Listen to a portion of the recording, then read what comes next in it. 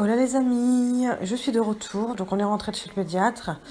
Et pour le coup, je vais faire préparer le repas parce que j'ai pas eu le temps. Et on va faire le plat préféré de Poum Poum. Donc aujourd'hui, c'est risotto poulet, champignons, crème parmesan. Donc là, j'ai mis de l'huile d'olive depuis tout à l'heure avec un oignon que je laisse cuire très très lentement. Le fait de ne pas mettre de vin blanc dans ce risotto, ça va pas handicaper la recette, au contraire, parce que vu qu'on va mettre un oignon blanc qu'on va laisser cuire très très très très lentement, ça va entre guillemets remplacer le goût que pouvait apporter le vin blanc. Vous ajoutez le poulet coupé en cubes et moi j'ai mis une cuillère à café de paprika. En attendant, vous préparez votre bouillon de... Moi, ce sera du bouillon de volaille. Bouillon de volaille, donc vous mettez 600 millilitres d'eau pour un carré bouillon de volaille ou un bouillon de légumes comme vous préférez. Et on prépare les champignons en attendant que le poulet cuit. Ensuite, on va rajouter les champignons qu'on a tout d'abord épluchés puis coupés. Vous salez légèrement, n'ayez pas la main lourde parce que le bouillon est déjà très salé. Et vous ajoutez un tout petit peu d'origan.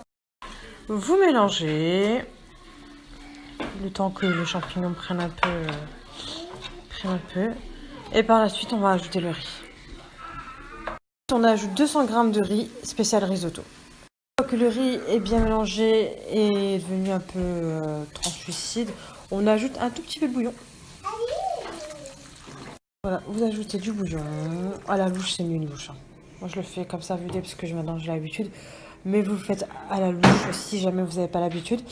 Et vous mélangez jusqu'à que le riz ait absorbé tout l'eau du bouillon. Et vous répétez l'opération jusqu'à épuisement du bouillon. Alors voilà, là on est à la dernière louche. Donc je vous rappelle, c'est 600 ml d'eau pour 200 g de risotto. Sachant que moi j'ai ajouté 150 g de champignons frais et 2 escalopes de poulet.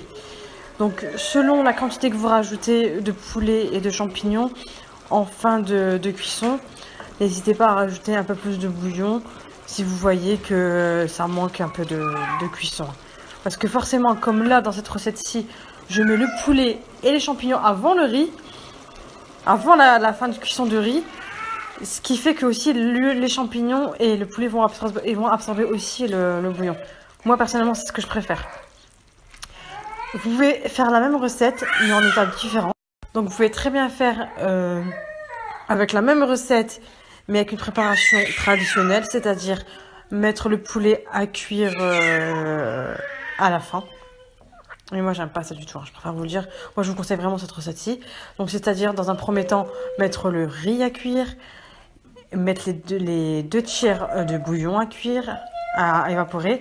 Et dans le dernier tiers, rajouter le poulet et les champignons. De ce fait-là, le champignon et le poulet vont cuire à l'eau. Personnellement, c'est pas ce que je préfère le plus, mais c'est la recette traditionnelle et c'est ce qui fait que les 200 g de riz vont convenir parfaitement aux 600 ml de bouillon, pardon. Tandis que là, c'est vrai qu'il va falloir ajuster plus ou moins selon la quantité que vous mettez de poulet et de champignons. Dans mon cas, à moi, j'ai ajouté environ 150 ml de bouillon à la fin. Environ, même. Ensuite, on ajoute la crème et le parmesan. Hop. Et vous remuez le tout. Et c'est prêt. Regardez-moi ce délice.